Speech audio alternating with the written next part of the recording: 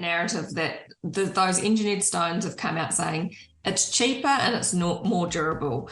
It might not actually be cheaper, and it does crack and it does chip and it does stain and it does discolor and it does all the things that like stone does too. Hi, I'm Beth Beesky, the founder of More Time to Design and your host of the Design Dialogues podcast.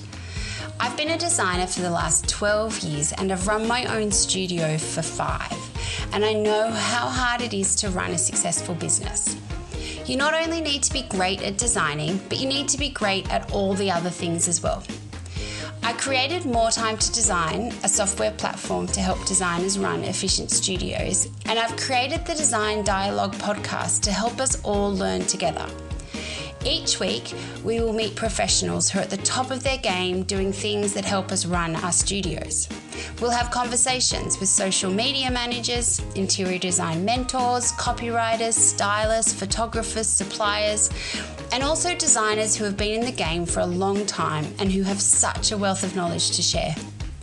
I hope that each week you feel inspired and informed at the end of each of our design dialogues. So join me for the Design Dialogue podcast.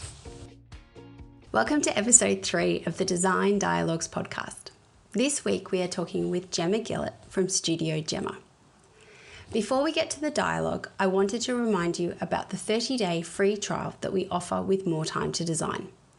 For those of you who don't know, More Time to Design is an interior design, studio and project management software that will change the way you run your studio. Follow the links in our show notes to see how you can change your business today for the better. This conversation with Gemma was just a delight.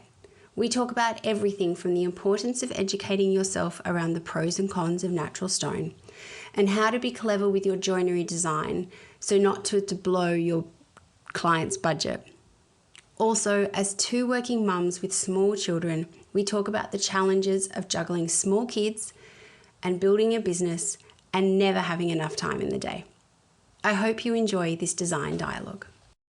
Hello and welcome everyone to this week's episode of the Design Dialogues. I am so excited about today's conversation. We are chatting with Gemma from Studio Gemma. How are you? I am good. I'm freezing. It is very cold in Sydney, but yes, I've got my trusty hot water bottle and yes, I am good. Gemma and I have just been swapping heating stories, so always a good way to bond. So I love to hear, what's out your window today? Well, I don't know if you can hear it, but they are building some stylish, probably not stylish at all, duplexes over the road, so that's quite loud. And all the beautiful trees have dropped their leaves. We've got loads of what's the one? frangipani trees in our garden, and like about 6, and they're all looking particularly horrible at this time of year.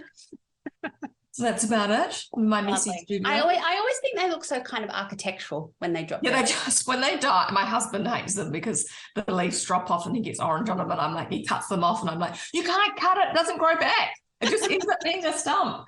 But yeah, we've got loads. So the people that we bought this house off, I think they were originally quite large gardeners. So we've got some really good, well-established plants in the garden that do need maintenance, which my husband does not do. Putting an ad out for a hot gardener to come. I love it. So I have connected with Gemma on Instagram so many times. If anyone doesn't follow her, they need to, because you will be seriously blown away with the joinery in particular inspiration. It is just stunning. But I would love to know, tell us a little bit about your business. How did you start it? What's your background with interior design? I know I can hear a bit of a Kiwi accent. I know it isn't. Tell us, how did Studio Gemma start, and how did you what's your journey? Well, I have always only done design. When I was 14, when I was at college in New Zealand, I did graphic design, which in the day was on the old boards with the old ruler up and down them. Yeah. And I used to want to be an architect, but then realised that I wasn't particularly good at physics and may not be best suited to that. So after school, I went to the School of Design in Wellington, and I studied furniture design to begin with.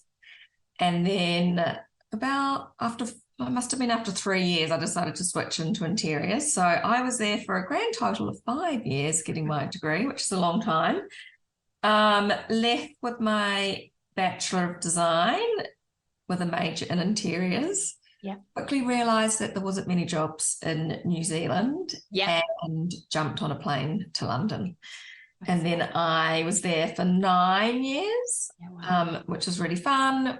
I kind of I just got there just before the GFC. So I managed to kind of get my way into an architect's practice and then an interior architect's practice in Chelsea and London. So working on lots of high-end residentials. So when that market crashed, it kind of crashed out after the commercial sector. Yeah. I did get made redundant, but I managed to get another job. I just basically had some friends over there and I was like, I'll come and work for free. Just let me come and work for free. And so I did that and then they took me on, which was good. So that was amazing. Lots of amazing projects in London and Knightsbridge and abroad, Ibiza. I was going to say, so, through some of my previous experience, I'm familiar with the London design scene, especially the high-end scene. And it's quite the world in that there's quite a strong Arab connection. Yeah. And so it's a really quite a unique aesthetic because it has influences and all of that kind of stuff. Like I remember talking to a designer over there that we were working with, and there was sapphire and ruby encrusted wallpaper. It was next level, and just such a different aesthetic to the Australian aesthetic, high aesthetic. It's really very different because it does have so many kind of, I think there's more cultural diversity. Yeah, definitely. Different types of money. I did definitely do a lot of English first language speaking property. Yeah. We actually in the office we did all of Take That houses. So Robbie Williams, Gary Barlow, if anyone, I don't really know who Take That is. So I'm not English, but those houses. Yeah. And then I did have one Russian client, which was a massive learning curve in taste, just because it didn't necessarily align with what I would find aesthetically pleasing. Yeah. Lots of mahogany and silver, but interesting nevertheless. I did a couple of hospitality stuff, a couple of restaurants and stuff for a lady that won MasterChef England and stuff like that. So we did some fun stuff, but after about 9 years, I decided to get itchy feet, and my husband is English, and if we didn't come over to Australia, we were going to struggle to get a de facto visa. So we had to come before, I think we had to come before 1831, I think it was.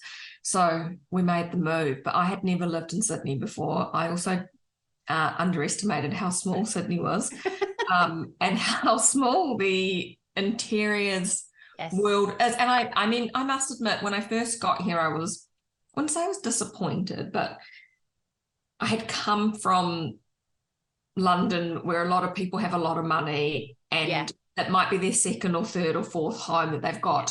And so they're willing to be quite brave. Yeah. And the last company I worked for the last 3 years is very out there. Yeah. Lots of colour, lots of texture. And so when I came here, I struggled, at the time, a lot of the agencies, Aaron and Pike, were very small. A lot of them were coming out. Yeah. And so when I first got here, I was like, oh, wow, it's kind of a lot of white and beige and things that didn't necessarily resonate with me. So I did struggle a little bit to find my feet when I first arrived. And also my portfolio probably was unrelatable in some ways because it was lots of heritage homes in London. Might not have been seen the same as some of the ones in Sydney. So look, it took me a while. It is really interesting. I think we have quite a unique aesthetic, Australian design. I do think it's changing a little bit. I think you're seeing Like, I just feel like there was a time when all you would see is white and grey. Yeah, no, and I'd say now lots of the people I speak to on Instagram who live in Europe are like, oh my God, the Australian design scene is so good. And I'm like, yeah, I think it might be. I think it is now. Like, yeah, there is so much more light and shade and like color and texture and mood. Because I think as well, because here it's so hot and sunny, people are willing, like people probably don't associate those dark, moody interiors with hot homes, but I'm like, there's only so much daylight. There's only you can't have every single room being white with multiple glazing windows. You need something like snuggle into. Yeah. But no, I definitely think that now I definitely think the Australian design scene has like in the last 10 years really like come along and like leaps and bounds, and I think it's a good thing. Yeah, definitely, because it was so boring. And I think just such a disconnect from like what you would see, in, the US and the UK markets where, and I suppose that pool of people who are using high-end interior designers is so much larger. And so there is just so much scope for difference, like seeing a difference kind of thing. So, and I think as well that there's a lot of wealth in Australia. Yeah. So there's a lot of people that are obviously, that have a lot of money to spend on their homes. And I think they're the ones that are probably willing to like really push the boat out. And you can see a lot of the, the famous designers in Australia now, you can see them working internationally. So they're obviously becoming quite renowned, that you can see that, okay, well, they're starting to like travel overseas and do stuff in Asia and do stuff in Europe. So no, I mean, I think the design, I think we've matured as a design community kind of thing. A lot in the last 10 years, which is really refreshing to see, because it was pretty bland. I would like a white kitchen with white shark nose handles, white splashback tiles, and just like a timber floor and white curtains, thank you. Yeah. Did you actually pay for someone to do that? Totally. You could have probably done it yourself, but okay. And so what made you, so when you moved to Australia, you worked for one firm or a couple of firms? Yeah, I worked for one firm. So I was at a company called Bryony Fitzgerald. So she was awesome, like big personality, awesome, like loved her. It was good because she embraced colour. Like she tells it how it is. Like I really enjoyed working with her. And then I had my first son. I went back and then I had my second son like 2 years. So I must have gone back for like 18 months. Yeah. And I got pregnant with my second son. And then we were living in Sydney, and then COVID hit when I was on maternity leave. Yeah. So then we decided to move out of Sydney. So we were like, I cannot live in an apartment with two boys. So we moved down the South Coast, and I was like, I think that I have to go on my own. Because I just couldn't see how it was going to work with two children, and I just wasn't prepared to spend that much money in Sydney to rent a place and not be able to buy. Yeah. Versus what we could get down the South Coast. It was like a lifestyle choice. And I wanted flexibility to be able to be like, right, I'm going to go to Sydney on these days and be available for school pickup and stuff like that. So I live about 75 minutes drive from Sydney. Yeah. So generally I'll try and see clients once a week, sometimes twice. I'll try and do 2 or 3 meetings in one day, which I must admit is when I come back, I'm basically rendered mute. Yeah. But it works for me and it works for our family. So yeah. And I think that's really interesting. I mean, like, as you said, like, so for people who aren't in Sydney, like where Gemma is about, 75 minutes down the road.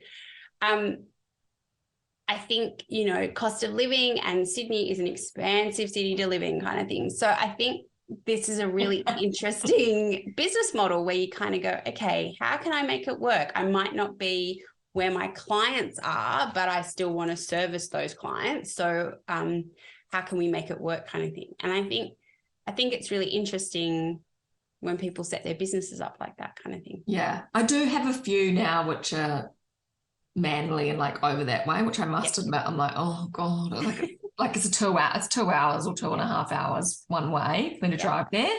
So I need to be I'm starting to be a bit more selective on like how long. I'll never charge clients travel time from here to Sydney because that's my decision to live down here. I'll only charge travel time if it's like Avalon or someone passed, like, and I'm like, I have to charge you an hour travel time from Sydney. But yeah, it works for me. I mean, it is, I guess sometimes it can be frustrating if the builder calls you up the day before and they say, you want to come tomorrow? But most of them know. I'm like, you need to give me notice. Yeah. Or I might tell the builder a porky and say I've got my kids on Tuesdays, which I don't. They leave me alone. I'm pretty good. I'm trying to put in place that these are the days that I come to Sydney on Thursdays and Fridays, put your time in, and I'll try and, you know, set when I've got a project, I'll set the time with the builder and the client, and that's the time that will meet, and it's pretty consistent. Yeah, and so is that something that you set like right at the start and like it's very upfront, you know, before the client even engages you, it's like, this is my play, like this is where I am, this is how I work. It's kind of like, if you can't work in with, like, I'm not going to bend over backwards, like this is my setup. I don't see clients on Mondays or Tuesdays. That's my like working days. Wednesdays I will sometimes, but I've got to be back at 3 o'clock to get my son. So I'll sometimes, if someone needs me, I'll be like, I'll come to one meeting at 10, but I've got to be back on the road at like 1. Generally I'll try and do Thursdays and Fridays, and preferably Thursdays, because I find then the work on Thursday I can delegate to Friday that I need to do. I find if I go somewhere on Friday, then all weekend I'm like, it's lurking over me. So I Wednesdays and Thursdays, and to be honest, Wednesdays would be a good day, but I probably need to next year set my son up for after school care on that day, so that I've got 2 days to be mobile. Seems to work for me. And it's obviously sometimes stuff does come up and I'll say I have to go on Monday, like, you know, I'm not going to put my foot down, but like generally those are the days that I work. No, I don't work weekends. No, you can't. 6 o'clock. One of the really nice things that have come out of COVID, where I think people are so much more open to the idea of not everyone's going to be working where, like, not everyone's going to be in Sydney. Some people are going to be working remotely. Like, do you do a lot of client work over Zoom? A mixed bag. I will do, it depends on the meeting and how far along we are on the project, probably 50-50. I will, like, when I've got site meetings, obviously I have to go to site. Obviously some stuff I can do with the power of Google FaceTime with the builder on site. I'm like, no, not there, put it there. And then it depends on the client. Like, I generally pick up how they're going to work best. You know. It depends, and how much attention span I'm going to get from that client. But, you know, you've got the ones that are really into it, the good ones that like read all the documentation, like really, and then you've got the ones that their attention spans, they're not, and that's great. They want you just to do it. And then I'm like, I'm probably not going to do a Zoom meeting with you because I'm going to have your attention span for about 10 minutes. So I'll just go in and try and do it like really quick. Like, I had a massive presentation on Friday and the husband was in there for probably 15 minutes for the entire 5-bedroom house, 5 bathrooms. Yeah, sounds good. So email it to me. Like, oh. You definitely do pick up on like, okay, how is this? What is the dynamic here? Yeah, exactly. And sometimes people really like talk and really want to be involved. And I'm like, love it. Like, I'm like, this is collaborative. Let's go. Like, let's put these samples out. You choose, we'll do it together so that it's yours just as much as mine. So it depends on the person. But I find Zoom is really good sometimes if you're going over drawing changes or like things. But like generally if I'm trying to like sell an idea, I feel like I need my samples and I need to like be talking and walking around the house. And then just kind of so many questions, but are there any other tools that you have used or that you have discovered because you do work remotely, like to help your processes? Or is that something that you're still kind of discovering? Like, I'm thinking like are there other things that you find that you've like, oh, if I was in Sydney, I wouldn't use this, but because I'm working remotely, something that you've been able to kind of use in your business to help that working remotely kind of go smoothly? No, I mean, I think sometimes the worst thing about working on your own is sometimes you're like, am I doing this right? Is it like this? No, I mean, the only way that I can work from Sydney is I was having a car, because when I go to Sydney, I have a lot of stuff to take. Yeah. And I tend to try and be really organised when I'm specifying at the beginning of a job, like I'm going to choose the ground colour like now. Yes. I'm not going to wait until later. Like just I try and make sure that like those things are like ticked, because I know that I can't like come back to that for like 2 weeks. Yeah. But no, like sometimes I think, should I use Calendly to like book it so people know to book times in at certain times? But then sometimes I'm like, I can't, I've got so much. Sometimes I'm like, why have I got that software? What's that for? Like,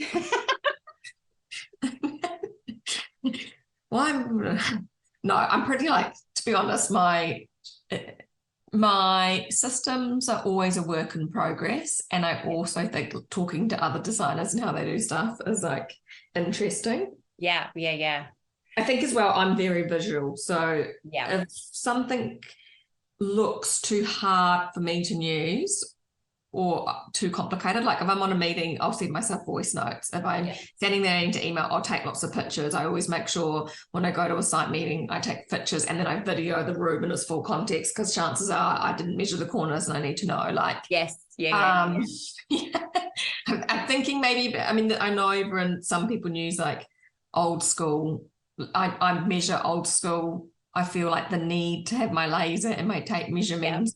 I'm measuring it, so I'm very aware, because at the same time I'm looking at stuff. I don't think like, I know some people hire people to come and measure and document the house before they commence, which I probably would do if it was really hard to measure on my own. But generally I feel like that time is a good time to like pick up all the quirks of the house that you might not notice unless you're doing it. Like, I must admit, I'm a bit the same. Like, I feel like it's kind of really the first time, or quite often it's the first time that you're kind of like the client's not hovering and you kind of just immerse yourself in the space and kind of really kind of understand what it is. So I reckon site measures, as much as I hate them, I love them at the same time. And it would be something that I would really struggle to kind of hand over to someone, because I do feel like you pick up so much. Those tiny little details, that you can't really, even sometimes on a plan, you're like, oh, what exactly is that kind of thing? Like if you don't have the thing. I always have my grid paper and then I have my notes on their ceiling height, sill height, door height, door width. So I make sure that I'm like clocking everything. And then my rule is I have to draw that like either that night or first thing the next morning before I put it down. So otherwise I'm like, oh shit, can't read my writing. Yes, that is definitely something that I take. Don't leave it for a week, because then you're like, totally. I'm like, what on earth?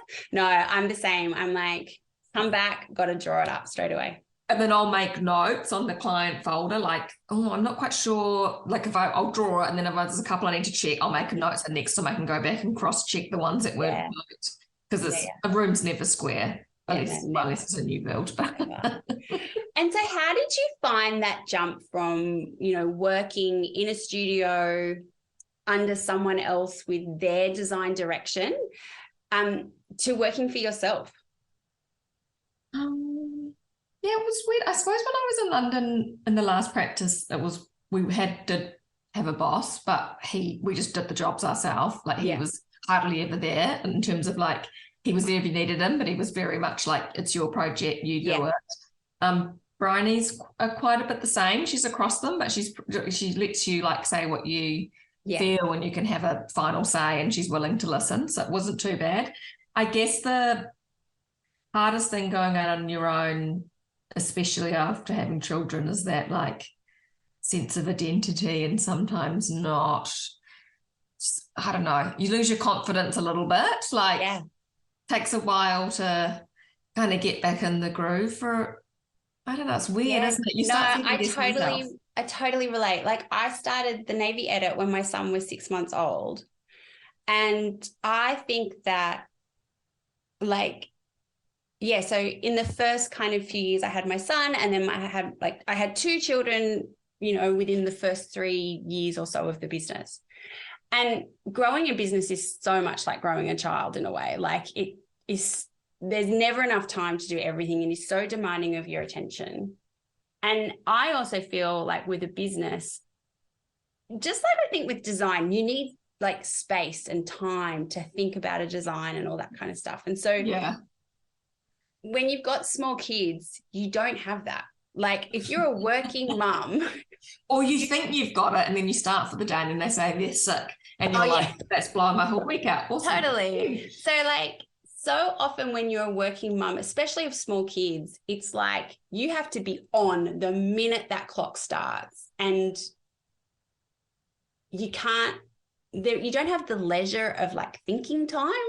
And that's quite often something that I know I've struggled with, like in the early days of the business, where I was like, I just don't have enough time. I don't have enough time. Like we're just putting this together kind of thing. And I quite like the concept of putting together a strategy for anything. I'm like, I don't have time for that. Like, you know. No, it definitely is a juggle. Like I'm one of those people where I have to, if I'm on school drop off and daycare pickup, like I have to exercise before I sit down at my computer. It's like a non-negotiable for me. Yeah. I didn't yesterday. I went to yoga and I didn't go for a walk. I like to do both. I know that people would think that that's both, but yoga is like, which I do for my like posture, and I'm very aware that if I don't do those things, my hand, especially I'm starting to get really bad RSI, my hand from drawing. But like walking is my like sanity, and quite often I'll be listening to podcasts, and that's when I'm like, okay, what am I going to do today? I need that time away from my desk, and I've learned if I don't prioritize exercise, which is mental health, before I sit down, I won't get up and do it, because once I've started, I get distracted. I definitely found my new thing is I turn my emails off and I put my phone on airplane mode, because I refuse. I have to be much more, I've listened to podcasts about it as well, and I'm like, I have to be much more decisive in what I'm doing with my time, and not let somebody else put their inbox onto me. Yes. The builders have figured out my workaround though. They just call me twice until it rings. I'm like, bastards. So they know if they text me, they'll say, can you please call me? And I'm like, okay, I'll call. So I do call them back straight away. Obviously, when stuff's on site, I have to be available. But I definitely find the struggle with trying to fit everything in every day and turn off at the end of the day difficult. Yeah. I also don't think I'd have it any other way now. I like being my own boss. Well, and that's the thing, isn't it? It's like, it is like, I think something that I have definitely, I think it helps me.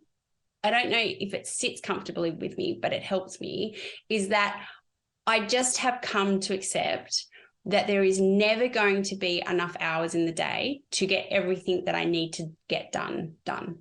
Yeah. And so it does not matter how many lists I write, how many reminders I do, how many systems I have, I am never going to get through my to-do list, because between work and family and kids and life, that's just part of, I think, being a busy working mum. And I'm like, okay, if I have that expectation, I think if like I've got the expectation that I'm going to get this all done, I am going to fail every single day. And am I going to feel pretty rotten about it?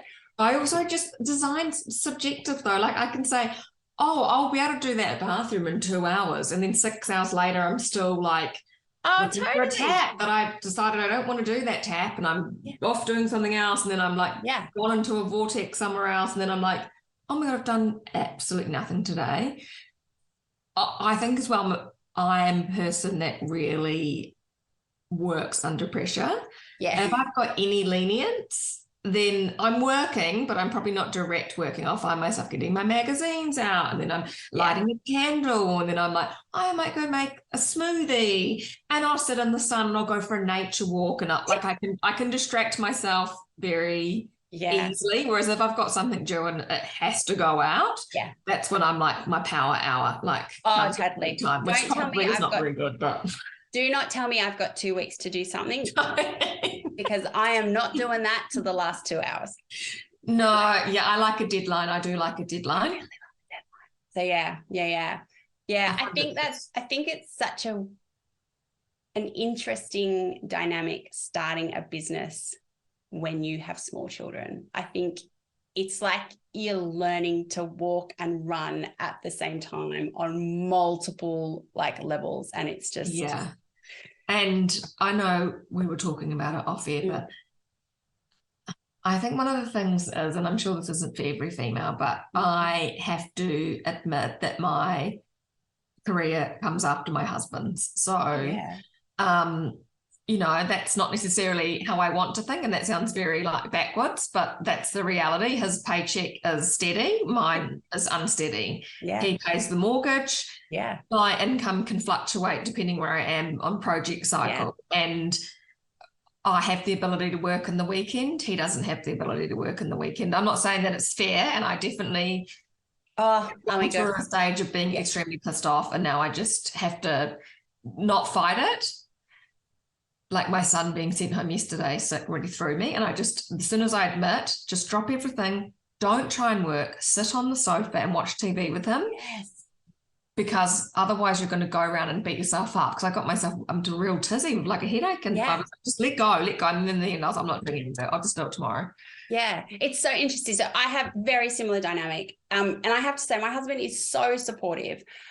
But we quite often say there is no way that both of us could do the kind of work he does. So he has corporate job, minimal flexibility.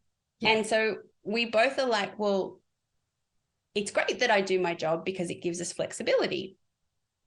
And then half the time I resent that flexibility because it does mean that if the kids are sick, I pick them up. If, you know, we've got to do something or there's doctor's appointments or whatever it is kind of thing, it falls to me the majority of the time because I have the flexible job. Like, it's kind of like we set it up this way, but at the same time, I'm like, oh, why is it always me? I know. I find it too. And I'm definitely getting much more feminist in my thinking. I've got 2 sons. I'm fine with it. Maybe it's just once a month. I'm not sure where I'm like, no, I'm not doing that. I don't know. I think it's a weird thing when you've got to swallow your pride sometimes and be like, I did this for the sake of the family, but then I have a bee on my bonnet where I'm like, am I just doing this because I'm a female? Like, why have I been brainwashed into thinking this is what society wants me to do? I agree. It is a really interesting dynamic. And because I'm also like, when I gave birth, I didn't stop wanting to have a career. And I've always wanted to have a career. Like, I've always been one of those people who's been like, I want to do something with my life. And I think, and doing something with my life wasn't being a mother. Like, no, I had children late, neither. Like, I'm not particularly maternal. I like my children and not really anyone else's. Like, and I don't even, my children, I'm honest, like, people ask me about having kids, I'm like, do it late. Like, not because I don't love my children, but it's hard. Really hard. It's really, and especially if you've got a job that you really enjoy and as a hobby, and you want to be doing, and you're in the middle of being creative and you've got to stop doing what you're doing. Like, I can get real like antsy about, I want to be doing that. I don't know how long it's going to take. It's not like I'm writing an article. Like, I don't know how long it's going to take me to do that. And so I definitely sometimes throw my toys out the pram. Yeah, and I think as well, like, you can very much see, like, I mean, it's interesting. So, like, you know, being really candid, we're making a decision about what daycare or preschool to send my daughter to next year. And there are 2 very different scenarios in that. And I think we're having the same conversation. And one of preschool's shitty hours. And I'm like, exactly. Like, one of them has a much bigger impact on the number of hours I can work. And I'm like, okay, but I actually think that's most probably from an educational perspective better for my daughter. And it's like, we're having these exact same conversations. So what am I going to do here? Am I like, and it's really hard. And it's like, okay, there is like, you kind of go, okay, it is a season. This is where I'm trying to get to. I'm not there every day, But this is like what I'm trying to come to peace with, is that it is a season and it will change.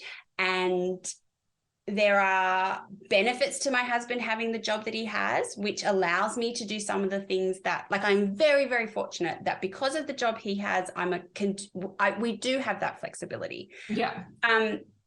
But at the same time, I'm like, I can see the cap that is being put on my business because I just do not have the number of hours that I would love to have to work in my business. Yeah. And it's a really interesting cycle. And like, if I had started my business 15 years ago, pre-kids, like no time constraints. What could you have done? I know, but that's what I think too sometimes, but I'm like, I don't think what if. Exactly. And I didn't, and it's what it is kind of thing. So yeah, I think working mum, you know, in this kind of middle kind of, you know, you're not, I think 30s, actually, I don't think it matters what age you are, but I think if you are a working mum of young kids, it is a really interesting part of your life to be in. And I don't think we're having the same things. Yeah. My son's been accepted to a preschool, but it's 8 till 3 and it's school holidays, and he's like, he's got to go. And I'm thinking, yeah, but that's like, I'm like, he goes to long daycare now. Yes. So like, this is going to affect me. And he'll say, oh, well, I'll, you know, I'll help. And I'm like, for example, school holidays are in 2 weeks. Has he booked any time off? No. Is my son going to be around for the, you know, a couple of days? Great. He thinks he can work with them here, but then him working with him here means he's in the office with me. And I'm like, I don't want to, like, yeah, it's difficult because I want to spend time with my son when he's on school holidays, but I can't spend I need my husband to take some time as well. Yeah. And I just think, I don't want to send him to preschool. I don't want to send him to preschool because I think that's going to affect me. And I keep thinking, stop thinking like that. Put your plans to the back burner for another 12 months. But then it's that thing where I hate being told what to do. Yeah, so it's such a really interesting dynamic. And like, as I said, my husband is so supportive, but it's just this, like, it is this weird dynamic that you kind of like. Yeah. And, you know, I think I do wonder if it is, actually, I know this. I talk to friends who don't work for themselves, but they also, that's still, yeah. There is definitely someone kind of has to take their foot off the accelerator for a little while.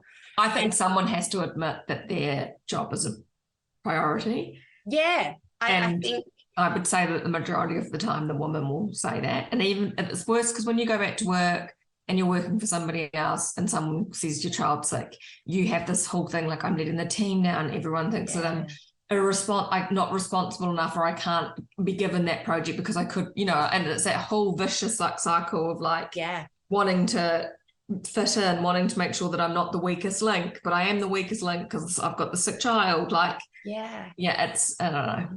Next life, I'm coming back a man. That's for sure. I don't know what it feels like. Yes. Yeah. I'm married man. But yeah, no, I think, wow. I mean, I could talk about it forever, and I definitely think I'm turning into a feminist as I'm definitely starting to feel things come out that have laid dormant until I've had kids, and I realise that the gender gap is still massive. I think the thing that I find interesting about it, and I could truly talk about this for hours as well, is that it's some kind of acceptance that you have to come to about, like, I don't think no one gives you this like little, like, you come home from hospital with your first baby. And I remember this really distinctly. So we came home from the hospital with our first baby, and my husband, I think, had 2 weeks off kind of thing. And then he went back to work. And then I remember, like, over a period of time, I was like, all of a sudden, like, pre-baby, we were pretty even on cooking and like the domestic duties because we were both out working and all of that kind of stuff. And then just very slowly, there was a shift. And at first it was like, well, I'm home most of the day. Like, you know, newborns, they don't do much. So, you know, I'm just going to do the cooking and the cleaning and all that kind of stuff. And once again, if my husband's listening to this, you are very supportive husband. No, I'm always like that. My husband's very supportive too, and he gets very defensive when I say so. Yeah, I know. No, Ed, you are very, very supportive. But I don't think we have ever moved back to that pre-kid level of it being an even split. No. And yeah, I wonder if we will ever get back there. I wonder if the ages, like as the kids get a bit older and life changes again, like I do wonder about that kind of thing. But I think someone should give new mums a bit of a. I know it is I do all the cooking and the cleaning and a lot of that stuff. And I just think when I'm not here, like when I go to Sydney, I have to prepare dinner before I've gone, because if I come back at 6 o'clock, he'll be like, I didn't hang the washing out. I didn't do this and I'm just like, how? I can still manage to do all those things and work. But anyway, yeah. Women are incredible. Yeah, they really are. And that is something that I think, like ending this part on a very positive note, I think that seeing other working mums, it truly makes you realize, oh my God, if you need something done, give it to a working mum, because they are the most efficient people on the planet. Yeah, for sure. They definitely are the most efficient people on the planet. They really are. So one of the things that we have connected on Instagram about, which I think is really interesting and so topical, and I find it interesting that it's come out of the news a little bit at the moment, is engineered stone, natural stone, and why we should not be using engineered stone. And I know that you're really passionate about it, which I think is awesome. But one of the things that I hear from other designers is like, oh, my client will never use natural stone. They'll only use engineered stone. And they're like, I just could never convince them. And I'm like, okay, what would you say to someone who, like a designer who's got a client who's like, I want to use this, I want to use that, I want to use that. How do you educate your clients that either natural stone is the way to go, or let's look at alternatives that are not engineered stone? Yeah, I don't know. It's a weird one. I'd say when it comes up, the narrative is it's cheaper and it's more durable. And I'm like, is it cheaper though? Who told you it was cheaper? Yeah. Because it's not always cheaper. Like high end, I mean, I'm allowed to name a name. Yeah, like, you can name if you look at Caesar Stone, for example, they're probably one of the biggest players that everybody knows. Yeah. Like their top, they've got tiers within their stone, but their top tier stone is expensive. Yeah. And if you look at some of them, they're not like, I was at one of the stonemasons the other day and they said, I was asking them how much synthetic stone they're processing and how much is natural stone. A lot of it, and they're trying to say to the builders, we're not providing you a quote for this because we don't know if we're going to be able to supply it in 6 months' time, But she was saying that a lot of some of them on some Caesar stone now, they're saying this stone is not suitable for a kitchen bench because it stains. It's like, you've only just changed that on your marketing. It's been used for kitchen benches forever and it does stain. I mean, I just think, look, I've definitely got clients where I'd, to be honest, in the 10 years that I've worked here, I've probably only ever specified engineered stone maybe 3 or 4 times. Yeah. And it's for certain clients that are very particular. Yeah. And they're just not going to change their mind because Karen round the corner's got that and that's what they're going to have. And is that a dialogue that you start right at the beginning, like when you're presenting, like even I just wouldn't even before you're presenting concepts, are they aware that engineered stone is not going to be on their menu of finishes? Well, I would just say, do you have a vinyl handbag? Yeah. No. Yeah. And I don't know, it's just that narrative. For me, it's just that narrative that those engineered stones have come out saying it's cheaper and it's not more durable. It might not actually be cheaper. Yeah. And it does crack and it does chip and it does stain and it does discolor and it does all the things that like stone does too. I mean, the thing that I'll also try and say to clients is I'm like, if you chip engineered stone or stain it, there's nothing you can do to that. It can't be refinished. Yeah. It is done. Yeah. If you chip or stain or do something to natural stone, it can be refinished. Yeah. And if they say to me it's not strong enough, I'm like, have you been to Europe?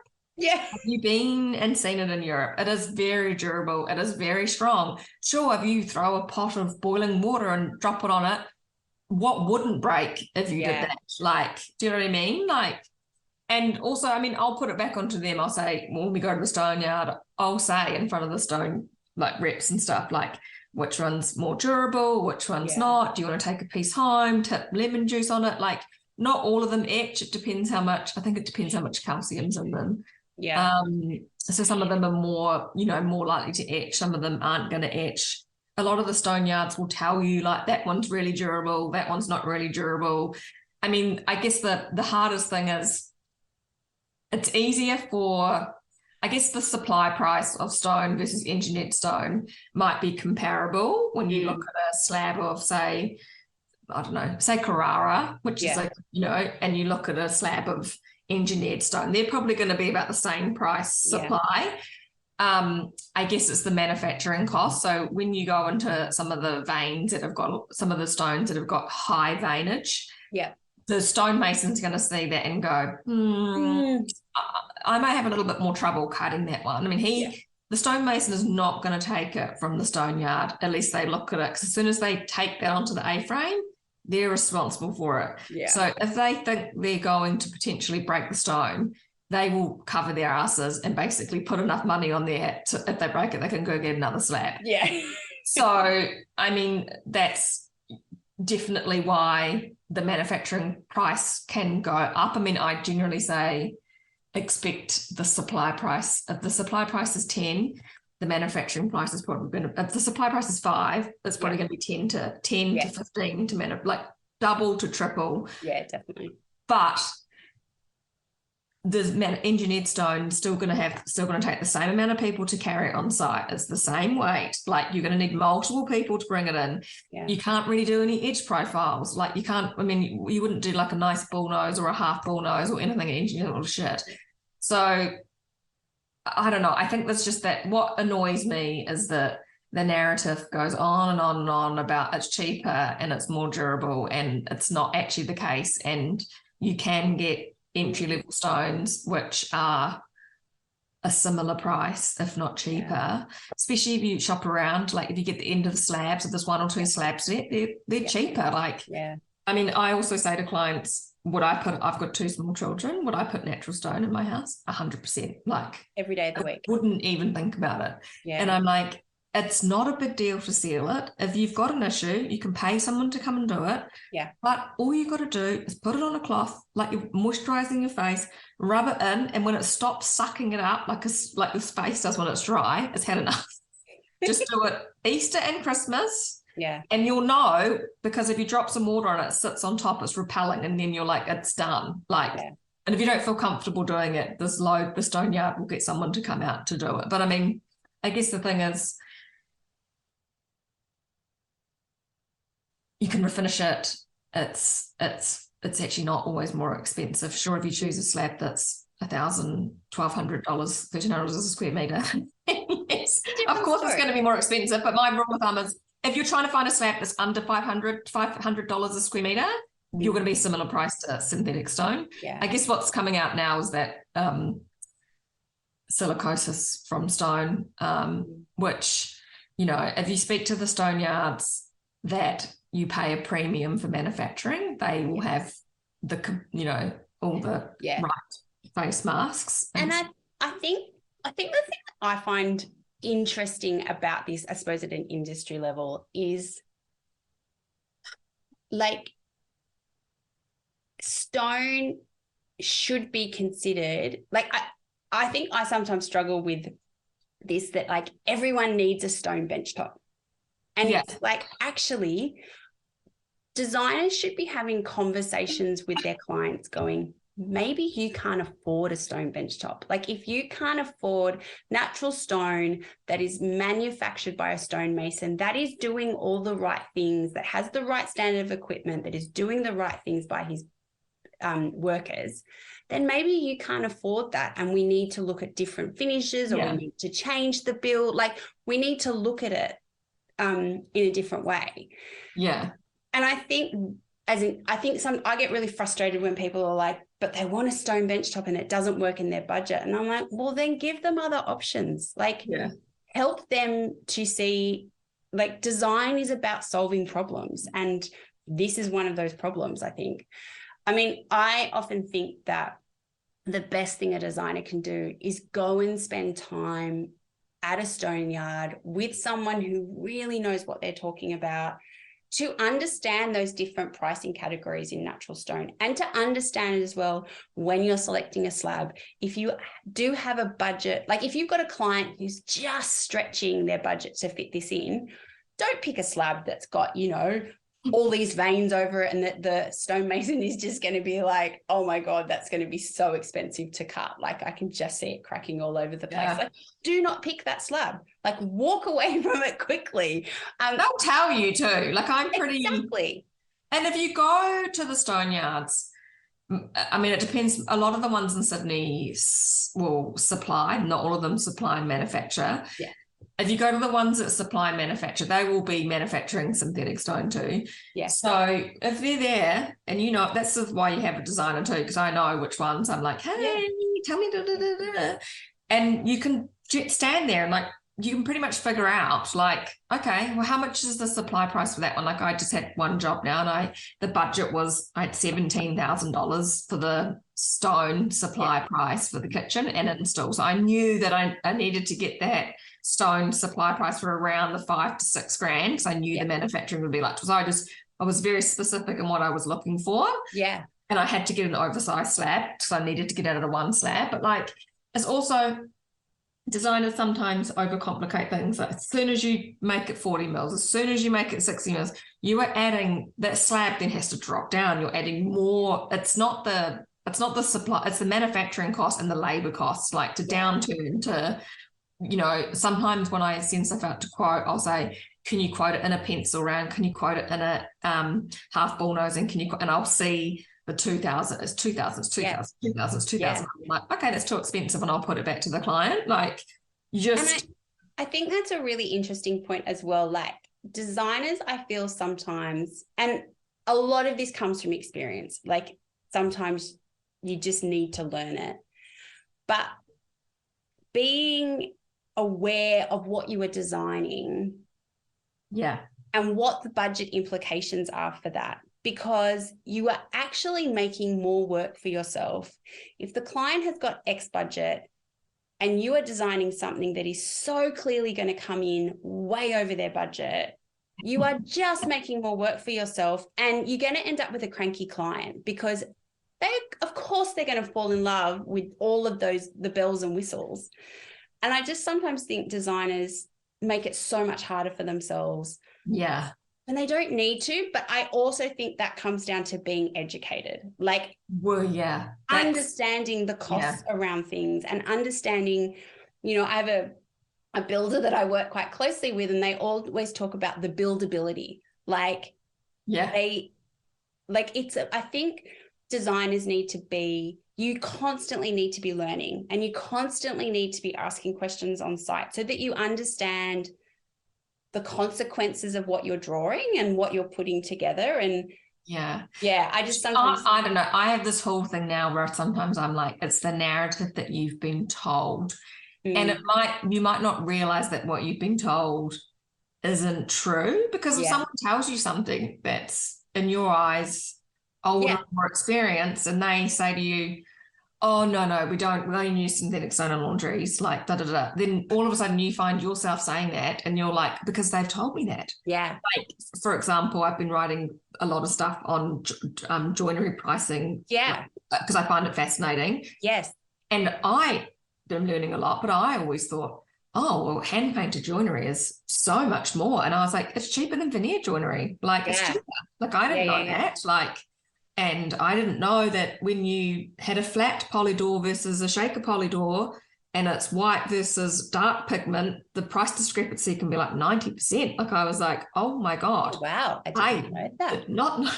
No. Anyway, I'm writing this all down because I am finding it very fascinating, because I've been doing it for 18 years and I'm still like, learn stuff every day. Like next week, I'm going to spend an entire day with a stonemason. He's going to show me all the etchings, and like he's going to show me how to do the stone etches and stuff, because I'm fascinated and I want to know how much more is it to do that, and why is it that much more. And he's going to stand there and be like, because that, if I have to freehand cut that, that's going to take me 2 days. Yeah.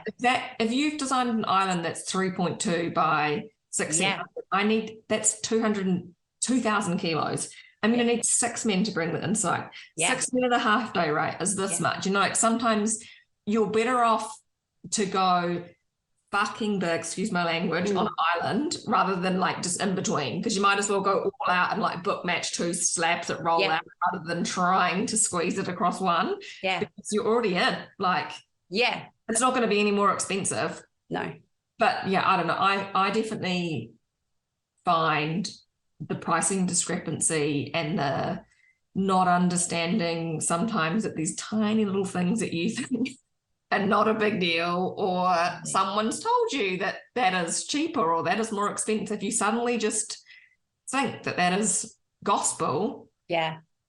And there's always, and until someone makes you think about it in a different way. Like I definitely find the stone one very interesting. That I always find, I'll always say, but who's told you that? Where have you gotten that information from? That is not true. Like, and I'm not saying my way is true, but I've spoken to 6 stonemasons and they're telling me 6 different things that we know. Like, and same with joinery. Like, as soon, if you're trying to be cost, like, don't do doors over 2.7 is the next. If you go into 3.6 meter boards, the manufacturing cost like goes up massively, not because of this board supply price, but they physically cannot move those pieces in the workshop. They've got to like close down and like set up and like, and if you have good joiners or good tradies or good stonemasons, grill them. Like, totally. Like, I think they love to talk about it. Exactly. Like that's the thing. And I think, I recently went to a stone yard, and the name is escaping me, which is really bad, but the guy was so passionate. Like, he has been in the stone game for like 30 years. Yeah. And what he doesn't know about stone is not worth knowing. And I could have just sat there all day listening to him, because there were so many things that like I don't even know how, like, where I picked it up kind of thing, but it's like, oh, I didn't know that. And just understanding as well, like, he was talking about the different caves that these stones came out of, and like what influenced how the stone was colored and all of this kind of stuff. And I just think that not enough designers go and kind of immerse themselves in that information, because there's the obvious pricing thing, right? But it's also the story you can tell your client. So if you're trying to get them across the line on, natural stone versus, engineered stone, if you can tell them that this slab comes out of a certain cave in the, the mountains of wherever in Italy, and it's got this veining through it because a certain river ran through the valley, or whatever the story is, and there's rust in it or whatever.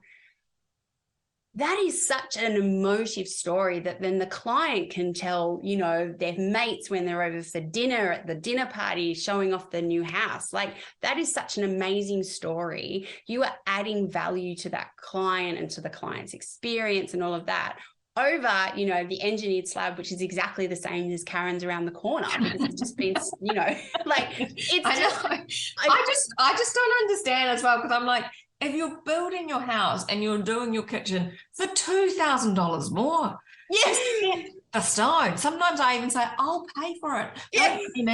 I'll pay for it. Like, I will, like, I mean, the thing is, ultimately the client has to be happy. But like you said, if you don't educate people and you don't explain to people and you don't show them, like, I mean, obviously there's some clients that just are not, they're just not going to get it. And you just have to like, I'll try 2 or 3 times. It's like the people that only want to paint everything white. I mean, I don't have too many people like that. and that's, I don't have any problem with those types of homes. I guess it's just not something that resonates with design is subjective. So what I like, somebody else might not like, and that's not offensive. I can look at a design and think, wow, that's really nice. Would I live there? No. Would I design it? No. But like the client's happy and like, great. Like, like we wear clothes that everybody, like not somebody else would wear that top but I find what fascinating is just the narrative that people have been fed, and I do it too. I say stuff and I'm like, where did I learn that? It's like, I'm like, who's told you that? It's not true. And I think that is, it's the same with the engineered floorboards. I'm like, who's told you you're going to sand them? When are you going to sand them? Yeah. You're probably never going to sand them. Who says move out, let's sand the floors? Yeah. No one. It's horrible. Like, and there's that thing, well, it needs to be timeless. I'm like, but nothing's timeless. No. Like, I mean, yes, within reason, like you would expect the kitchen to last 10 or 15 years, but just like you probably would update it after 20, like, but I don't know, it's a very interesting industry where I feel like sometimes you don't have necessarily the vocabulary to ask the questions that you need to ask people, or it's still a lot of the trades, I'd say 95% of trades are men, and a lot of the designers, are probably more females than male interior designers, which I think is changing a lot. And sometimes it's that, am I going to sound stupid? Yeah. Do they think that I'm an idiot? Like I always am quite open on my social media. I'm like, ask me a question. If you're stuck with a joiner, ask me. If I can't answer it, I'll ask one of the ones that I know who I have a good relationship with. Like, there's nothing worse than second guessing yourself. Like, and I think, oh my gosh, it's a whole other episode about dealing with trades on site and being assertive. Like, oh my goodness, that is a whole other episode. But I do think that with that and with the client, like with all of it, it actually really comes back to being educated. Like if you have spent the time to talk to the stonemasons, to talk to the joiners, to talk to all the trades, and 95% of them will talk your ear off if you let them, then when you do speak up on site and go, actually, that's not right, that you're coming, like that's giving you confidence because you've got that backing kind of thing. Yeah. And I think that's such an important skill for designers to learn because... And it's not taught at university. Oh, not at all. No, like whenever anyone says, should I study design? I'm like, look, it's really good to have the credentials. Like I have a Bachelor of Design and I'm sure that probably gives you an air of like confidence when you're starting out because you've got a degree. But in the first year of graduating, I learned more than I did in 5 years. And more time that I make a mistake or get educated on something, I'm like, oh God, I didn't know that. Like, I often think, and I think this most surely applies to a lot of industries, that degree or diploma or whatever that education is, that is what it's like half a step in the door. Yeah. And then everything else from that is like learning. I really think that learning from trades and builders is the best thing you can do. Like it just... you will be a much better designer the more time you spend with trades. I went to the joiners on Saturday for a couple of hours. I stand there and I'm just like, what are you doing? Why are you cutting it from that? Does it have to be in satin board? Why can't you do it in that? Why are you using particle board? What do you think about formaldehyde? Like I honestly am just because I just find it fascinating. And I'm like, if you can't confidently specify joinery, which is stone and all of those things, which is probably the biggest component on your project. If you cannot 100% with conviction confidently specify that and you're going out to tender, you are not going to get quotes for quotes because you're going to be going out and you're going to be like, oh, wow, John, he was $20,000 cheaper. And I'll be like, oh, your doors are going to warp. He's done it in 18 mil. You can't do 18 mil shakers. Absolutely no. It has to like, if you don't know those things, I'm like, or if you've done 40 mil uprights, I'm like, 40 mil uprights don't exist. So they're going to have to laminate wood. That's going to cost you X amount more. Do not design like that. Like, and I was very fortunate that when I worked in London, I had an architect as my mentor. And I used to get at the time very pissed off because he would red pen up all my drawings, and I'd be like, and he was Swedish, so very serious. Yeah. Very across. He was Swedish German. Yeah. And he would just red pen all my stuff up, and every single time I'd just be so deflated. I'd be like, oh my God, he's marked up like everything. Yeah. Everything. But in saying that, I learned an incredible amount of how not to do stuff. Yeah. Look, I was very fortunate as well. Like in my first job, we had an architect, slightly different like way of doing it. He was English. And not necessarily with the nice aesthetic, but like gentle. And his guidance around the function and like the actual, like it can't just look pretty, like it's gotta, work. It's priceless. And like I think you come out of design school and you're like, oh, I'm good, I've got this kind of thing. Yeah. Like, oh man, you got so much to learn. Oh, I know. It's just, I think as well, as joinery particularly, like, is my favorite thing. Like, if I always say, whenever I look, when you look at a family picture of your family, just look at yourself. If I'm looking at any sort of design magazines or things, I'll just be looking at the joinery. I'm like, oh, what have they got for their kicker there? Oh, wow, look at that. Yeah. What's that handle? Like, I just am very much drawn to it. And when I moved here, I was like, what do you mean it's white melamine? Like, what, people pay for that? Pardon? Like, I couldn't believe it because I was used to solid timber joinery. I was like, oh my God. And just that narrative, I'm like, what, you don't have to have white melamine joinery. Coloured internals are the same price. You just have to specify, otherwise they will be white melamine joinery. Like, and you don't have to have those hinges. You can specify something else, because I just find it very shocking. I mean, a lot of my designs still have it because it's cost effective and trying to get people to understand. But I'm like, I just can't imagine you've just spent $30,000 for this wardrobe and you open it up and it's white melamine with soft close plum, which looks great. But I'm like, there's so many more options. Like, how much more is it to expose hinge? What are we talking? Is it 20% more? Like, I need to know. Yeah. And that's when I get fascinated in like picking. I'm sure the joiners get sick of me because I text them. But then I also think that comes down to if then they're not the right joiners. Like, you got to work those trades, and like those relationships are the key to a successful business. Like, it's one of the keys to a successful business. Like, 100%. Because if you don't have someone who, like, I don't know how many jobs I've been on, and like you walk in and the client, like the joiner or someone's been yakking in the client's ear, and you're like, all of a sudden, like everything you've done is just like, you feel undermined. You can't, like, all of a sudden you look like you don't know what you're talking about in front of the client. It's just awful. It's an awful situation to be in.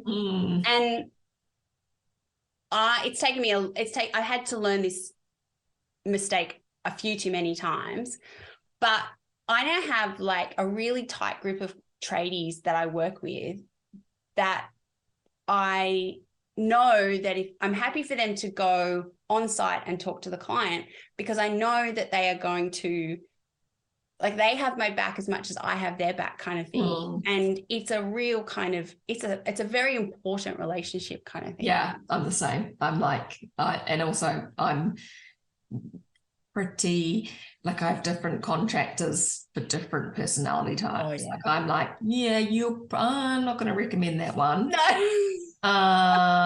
Or he's going to be cheaper. He'll do it, but you're probably not going to see multiple invoices like the other one who will be more expensive. So you're going to have to like ride by the, I don't know what the saying is. It's going to be a journey. It'll be a bit of a journey. Yeah.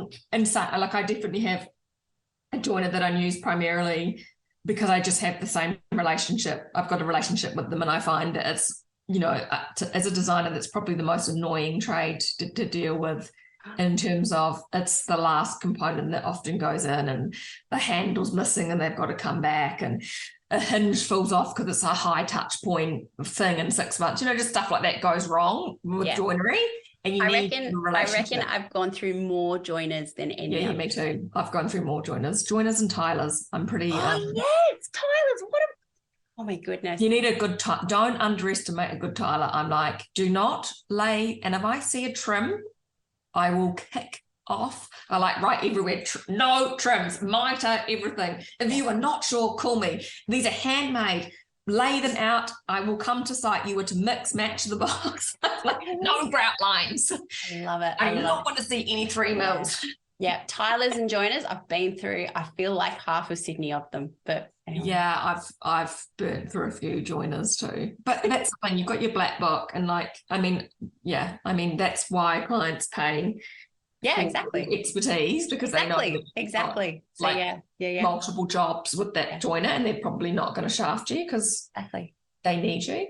Yeah, exactly. So tell me, what are you looking forward to in your business over the next 12 months?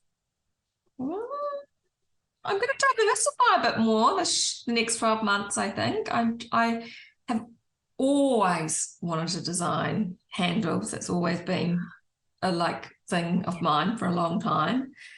So I've been doing that as with the joiners in the weekend, just going over some like prototypes and stuff. So that'll be exciting. I've always just loved that. Love that type of thing. I just don't want to. I think the thing is, I've realized being a designer, I would maybe hire someone, but I'm at the moment where I live with my children. It's not like I have an office. Yeah. I did have an office, it would probably have to be in Sydney, and what would that mean for me? Yeah. So I think I would rather do more than, like, I want to serve clients, but I don't want to be doing that 5 days a week. I want to do some things which fill my cup on my side. So I've been writing lots of, I'm not sure what it's going to really be yet, but like a lot of content on joinery and like education, and like trying to, something that I wish I had when I started out, that was just like a quick, like, which is more expensive? Why is it more expensive? What thickness do I need to specify that at? Can I do that? Can I do this? Like, just to make joinery specifying easier, because I think I take it for granted that it's like second nature to me, but I get a lot of questions from designers on Instagram, and I was like, man, there's really not really, you've got to look in a lot of places to kind of understand how that, or you specify something and then they're like, oh no, it doesn't, that laminate doesn't come in that board, you can't do that. And you're like, oh, okay, well, I didn't realize that. Like, so I'm trying to like put together a document that's not from the supplier, it's from encompasses from a designer and talks about suppliers, but not in their narrative. So like, for example, Caesar Stone saying that it's durable. I'm trying to come at it from a designer's point of view. Yeah, so I think this next 12 months I'm hoping to take on less projects, be more specific in the ones that I take on that align with, resonate with my, I don't know where I want to be. It's exciting. I think it's, awesome. I think it's that age where you just kind of get into your groove a bit more. And I'm like, I don't need, I'm a person that I like to take on clients if I get a vibe. I'm loud. I am actually an introvert, believe it or not, but I'm like, I'm not everyone's cup of tea. And I don't claim to be everyone's cup of tea. And if I get a vibe of someone, I really like them in the first meeting, I'll probably do the job. But like, that's really exciting. Like, I know I saw a little snippet of your joinery thing the other day on Instagram, and I was just like, oh my gosh, like I would never have picked, I can't remember what it was, but there was one detail I was like, floored me. I was like, I would never have picked that was the thing that made like the price skyrocket.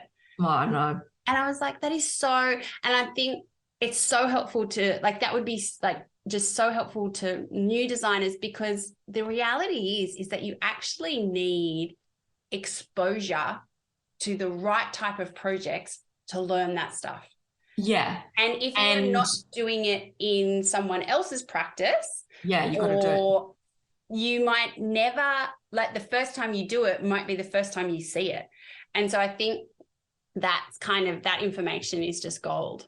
I think as well, it's I'm fortunate enough because I've got good relationships with people now. I'm like, can you price me the same wardrobe, but I'm going to need it in 17 different finishes. I need to know. So I'm doing, like, trying to do case studies to understand how much is the wardrobe in a matte laminate finish versus a brass wrapped door. I just got a quote for that, 26 grand for the doors, I can tell you. I mean, it would look stunning. I just needed to know.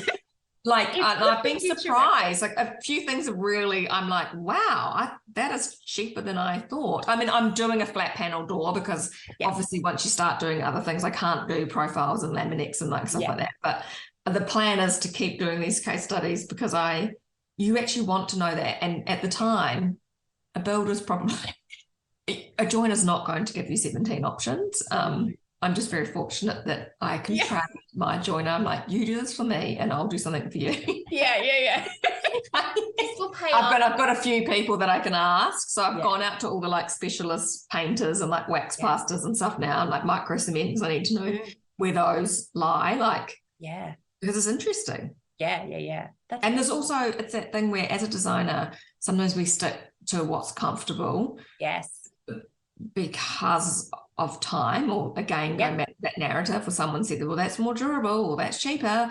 And trying to like make it very visual to people so that they feel really confident when they're designing to be like, no, that I know that's actually quite cost effective. I can specify that. Yeah. No, I think I just think it is a part of the market or part of the education of designers that I don't think is available. And I think that, this is also a whole other topic, but there is secrecy in our industry that is unnecessary. And I think something like this kind of like helps designers, like junior designers or new designers, it gives them that foot up that I think a lot of us don't get when we start. Like, well, I think it's hard. I'm just finding it very hard it's already 60 something pages and I'm like, oh, do I need to like break it out? Like I'm like, but I'm very specific. I need to know specific facts. Which probably, I'm going to index it, but I'm struggling because I keep starting and then I'm like, oh, I've got to put that in. I need to put that in. It's going to be very comprehensive. It's the comprehensive. I'm going to split it into a couple. This one's just joinery finishes. It just finishes. Then I'm going to do one on like stone and like understanding. So that's why I'm going to the stone thing. So you can really understand like how to get bang for your buck on natural stone and the price ramifications for a turn down. Like it's coming from Sydney and it's hard. I can't go to multiple people to get multiple quotes. So I'm trying to make it quite like. I think that's awesome. That's awesome. Round it out. And so how can people from our community find you? Where can we see all of your starters, your beautiful joinery images? Oh my goodness. So divine. But where can we find you? I'm an avid blog reader. So I make guilt every morning at breakfast. I'm like, oh, that's nice. Mostly on Instagram. I'm not very good on other socials. My website's one of those things that I neglect to put work into. I think I'm a people person, so I like that Instagram you can chat with people.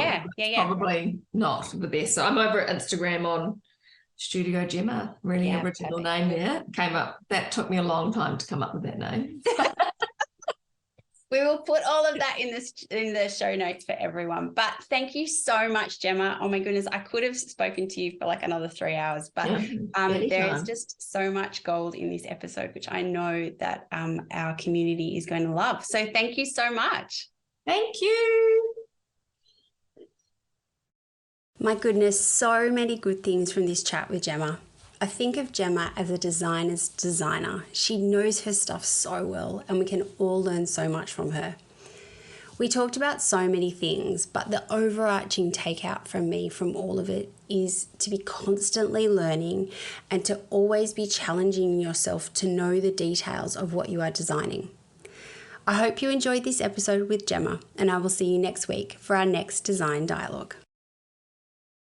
Thank you for listening to this design dialogue. I hope you have found it full of inspiration and helpful information to take into your design studio. To organise your day, your desk and your studio, make sure to sign up for your free 30-day trial of More Time to Design to see how it can transform your business. Follow the links in our show notes. If you would like to get in touch, please reach out on email at beth@moretimetodesign.com or on Instagram at more_time_to_design. I would also love it if you could rate and review this podcast, which help others find it. Follow the link in our show notes. Have a great week, and I will see you for our next design dialogue.